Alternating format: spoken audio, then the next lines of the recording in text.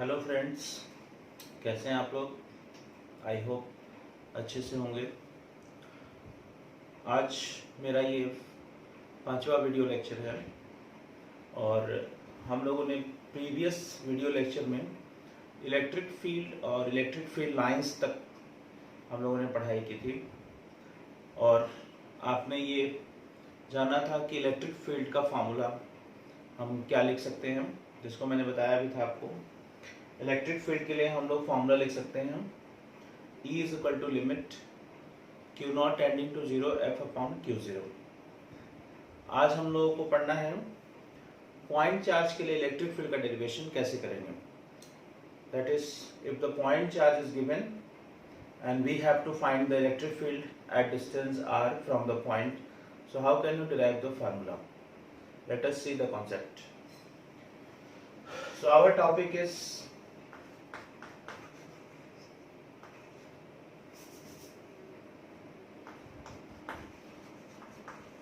electric field due to a point charge.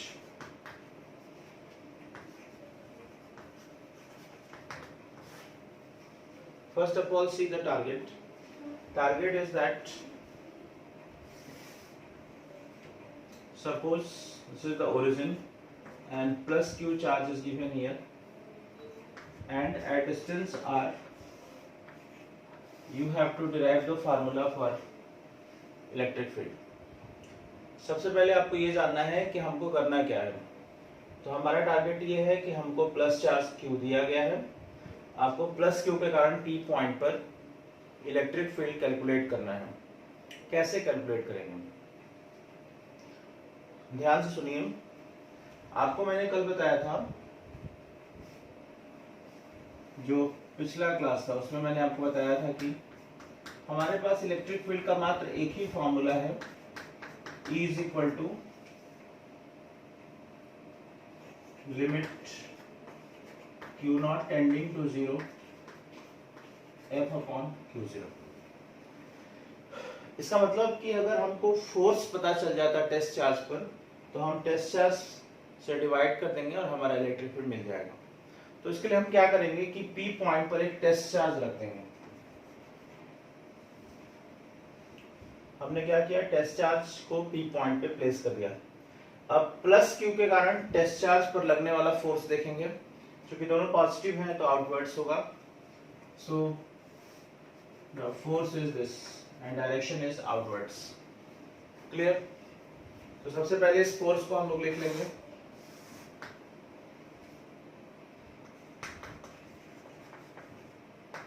Electric force on test charge placed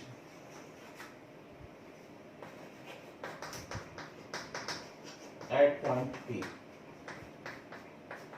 और आप जानते हैं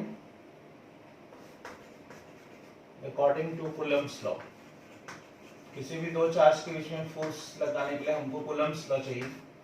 तो हम कूलम्ब्स लॉ से ये फोर्स लिख सकते हैं and the formula is 1/4 pi epsilon 0 Q1 Q2। So Q1 is Q, Q2 is Q0 and distance is r square. This will play the role of Q1, this is Q2 and distance is r and direction is outwards from O to P. So you can write along OP। बाहर की तरफ है, direction आप जरूर लिखेंगे क्योंकि vector quantity. Now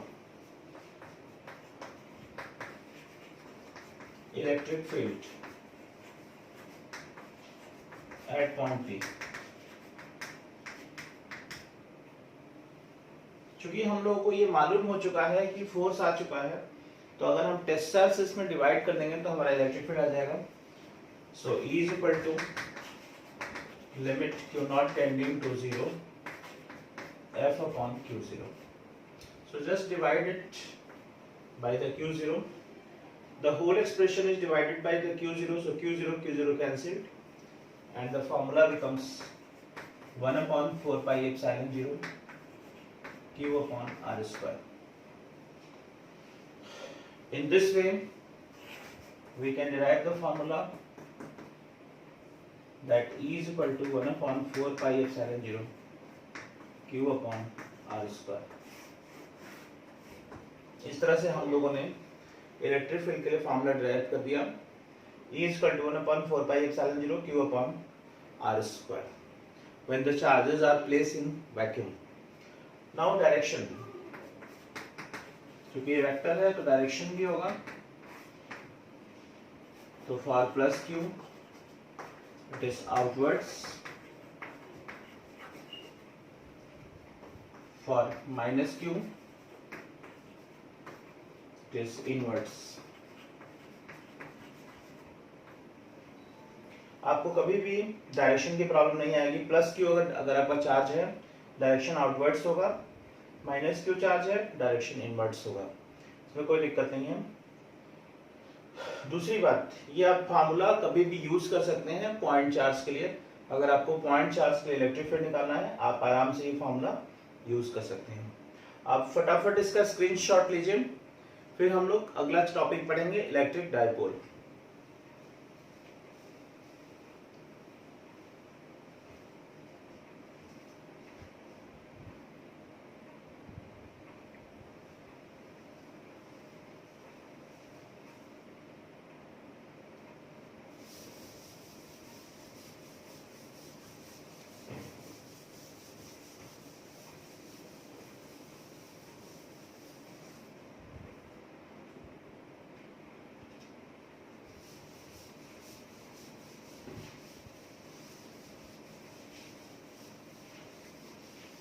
Now,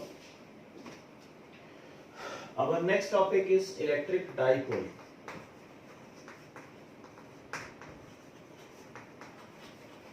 electric dipole क्या होता है? नाम से ही स्पष्ट है, इलेक्ट्रिक मीन्स चार्जेस होंगे, डाइपोल, डाई मीन्स दो होते हैं, पोल मीन्स चार्जेस, पोलैरिटी। तो एक ऐसा सिस्टम जिसमें equal and opposite charges plus Q and minus Q separated by very small distance, let the distance will be 2a। कुछ books में इसको 2l भी लिखा गया है, कुछ बुक्स में l भी लिखा गया है, लेकिन हम लोग एनसीईआरटी के अनुसार 2a लिखेंगे। एक ऐसा सिस्टम जिसमें इक्वल एंड अपोजिट चार्जेस हों और कुछ दूरी पे हो, बहुत स्मॉल डिस्टेंस होती है, 2a। 2a लेने का कारण है कि अगर हम सेंटर ऑफ द डाइपोल लेंगे और O, तो ये A और A में आराम से सेपरेट हो जाएगा, फ्रैक्शन में आंसर्स नहीं आएंगे और कोई दिक्कत नहीं है। तो इलेक्ट्रिक डाइपोल एक ऐसा सिस्टम है जिसमें two equal and opposite charges कुछ दूरी पे होते हैं। यहां तक कि आइडियल डाइपोल की डेफिनेशन होती है कि चार्जेस की वैल्यू बहुत ज्यादा हो और डिस्टेंस बहुत कम हो, तो उसको आइडियल डाइपोल कहते हैं। अब इसमें एक और टर्म आता है इलेक्ट्रिक डाइपोल। सबसे पहले हम लोग इलेक्ट्रिक डाइपोल की डेफिनेशन यहां से देख लेते हैं। A system having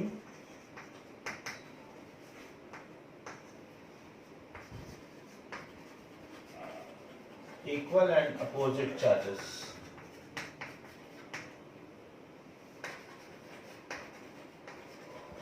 separated by very small distance.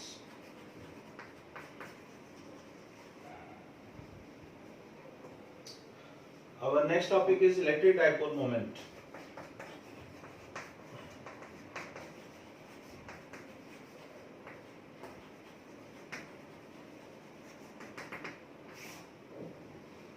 इस डाइपोल के लिए एक टर्म आता है इलेक्ट्रिक डाइपोल मोमेंट। क्वेश्चन अभी ये उठता है कि इलेक्ट्रिक डाइपोल मोमेंट क्या होता है, तो ये स्ट्रेंथ बताता है इलेक्ट्रिक डाइपोल की, and it is the product of either charge and distance between the charges. कोई भी चार्ज ले लीजिए, उसका मैग्नीट्यूड ले लीजिए और उसके डिस्टेंस से मल्टीप्लाई कर देंगे तो उसको डाइपोल मोमेंट कहते हैं। So the product of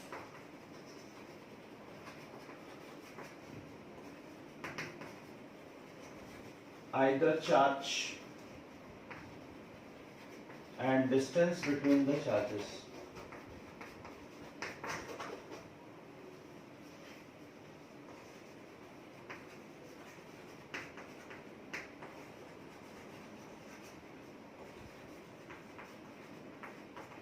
called electric dipole moment.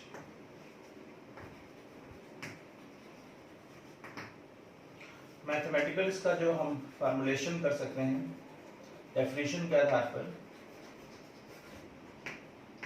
P is equal to Q into 2A।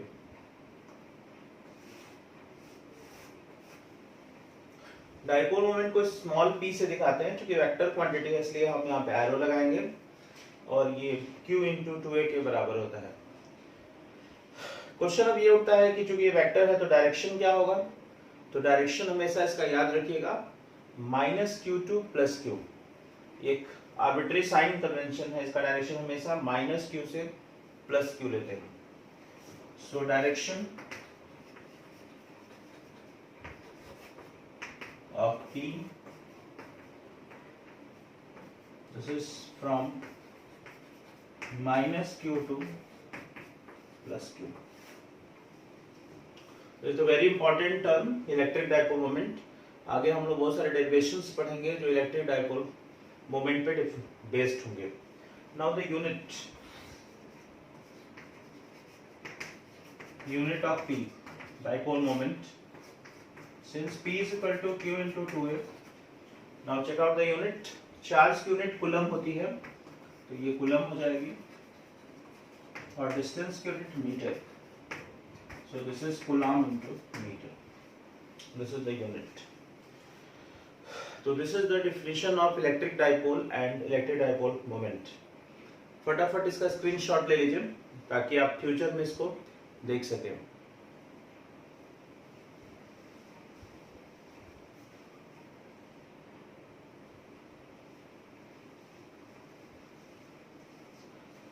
आते हैं हम लोग डाइपोल से रिलेटेड कुछ इंपॉर्टेंट टर्म्स के बारे में पढ़ेंगे।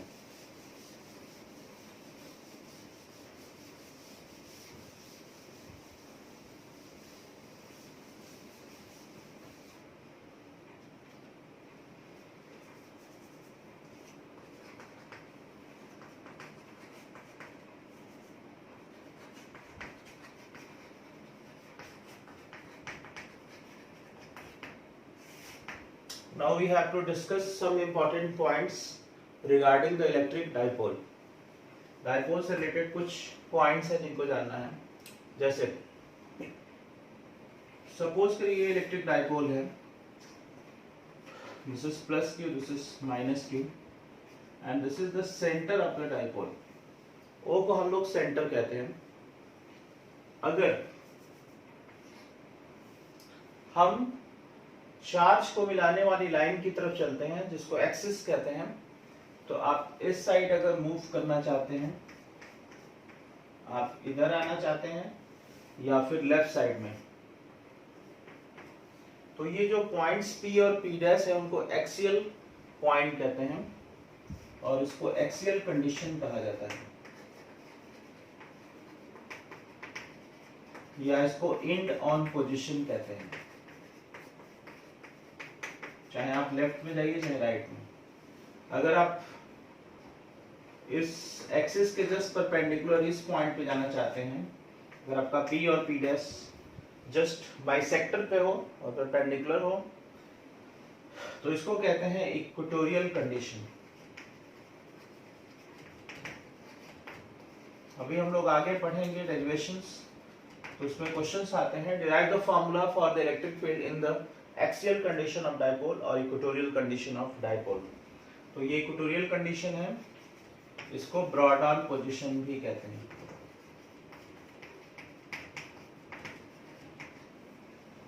और अगर मेरा पॉइंट ना एक्सिस पे है ना 90 डिग्री पे है, कहीं और है, जैसे मान लीजिए आपका पॉइंट अब यहाँ पे है, थीटा डिग्री पे है, तो इसको जनरल कंडीशन कहते हैं। This is called general condition.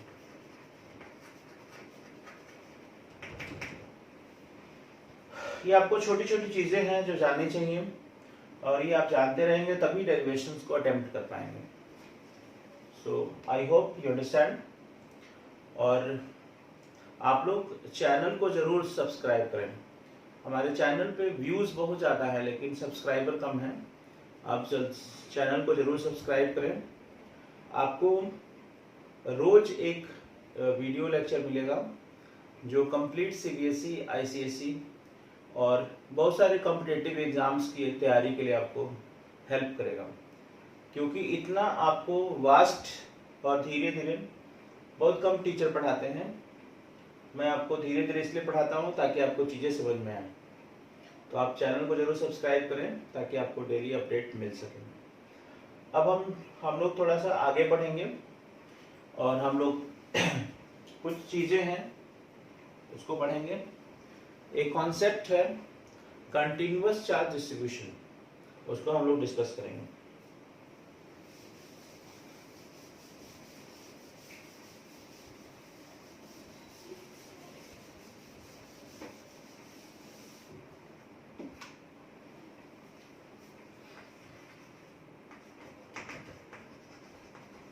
Continuous charge distribution.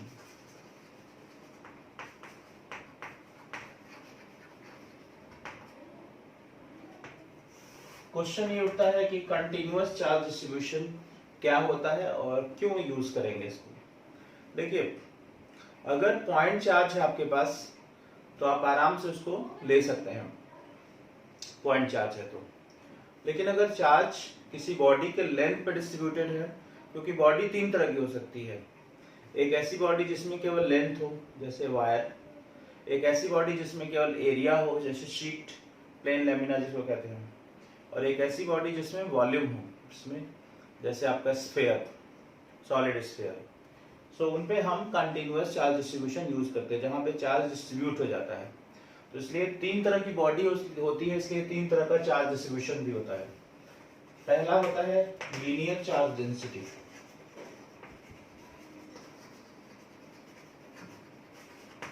इसको हम लोग लैम्डा से दिखाते हैं। सपोज करिए आपके पास ये एक रॉड है, this is very thin rod and having the length L, and if the charge plus Q is given here, then whole charge will uniformly distributed on its length. तो ये लीनियर चार्ज डेंसिटी की वजह से charge आपका uniformly distribute हो जाएगा इस rod पे, and charge per unit length is called linear charge density, that is lambda is equal to Q by L is called linear charge density. आपको आगे अगर न्यूमेरिकल्स करने के लिए इसका स्मॉल एलिमेंट dl लेना पड़े, मान लीजिए आपको इसका एक छोटा सा एलिमेंट dl लेना पड़े, तो dl पे तो पूरा चार्ज आएगा नहीं क्योंकि ये छोटा सा एलिमेंट है। तो यहाँ पे मान लीजिए चार्ज अगर dq है तो हम इसको डिफरेंशियल फॉर्म में भी लिख सकते हैं। तो for small element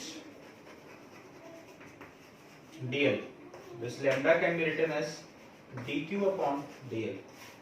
This will play the very important role in solving the problems. Now the unit,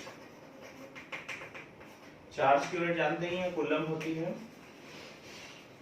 और ये metre, so coulomb per metre. This is very important topic and very small topic. Second is surface charge density.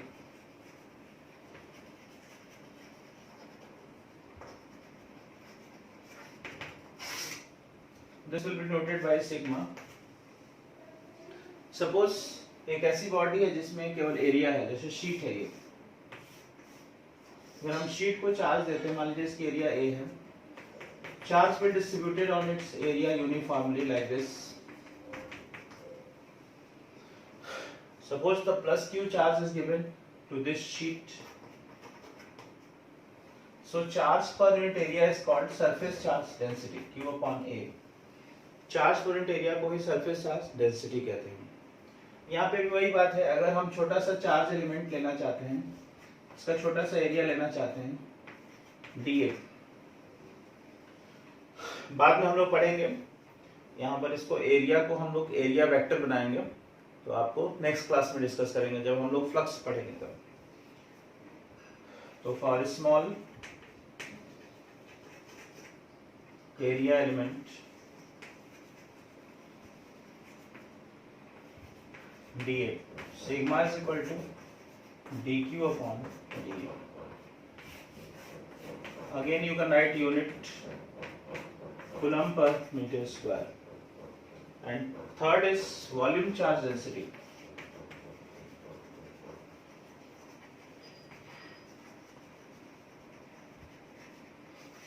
This is denoted by rho. Volume का मतलब होता है कि एक ऐसी body जिसमें पूरा ये स्फीयर है, जैसे मान लीजिए सॉलिड स्फीयर, मान लीजिए ये कॉपर का स्फीयर है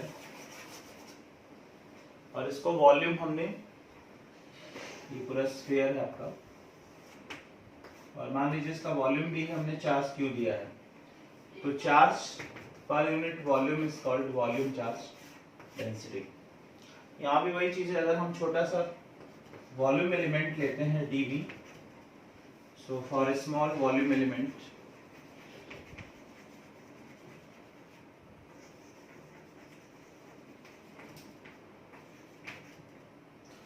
rho is equal to dq upon dV.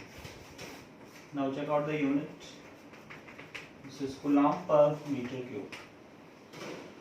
So these are the linear charge density, surface charge density and volume charge density. Charge density का आप यूज तब करेंगे जब आपका चार्ज पॉइंट चार्ज नहीं होकर के चार्ज किसी एरिया पर, किसी लेंथ पे या फिर किसी वॉल्यूम पे डिस्ट्रीब्यूट होगा। ठीक, इसका बहुत यूज है। नेक्स्ट वीडियो लेक्चर में हम लोग पढ़ेंगे प्रिंसिपल ऑफ सुपरपोजिशन और उस पे हम क्वेश्चंस को कैसे अटेम्प्ट कर सकते हैं। हम लोग क्वेश्चन करेंगे by the help of principle of superposition. So our upcoming lecture is principle of superposition and based problems, so that you can attempt the problem. देखिए, थियरी आपकी अगर अच्छी रहेगी तभी आप प्रॉब्लम अटेम्प्ट कर पाएंगे। तो just focus on the theory. अगर आपके पास कॉन्सेप्ट नहीं है तो आप कुछ नहीं कर पाएंगे। Thank you. जल्दी से आप लोग स्क्रीनशॉट ले लीजिए।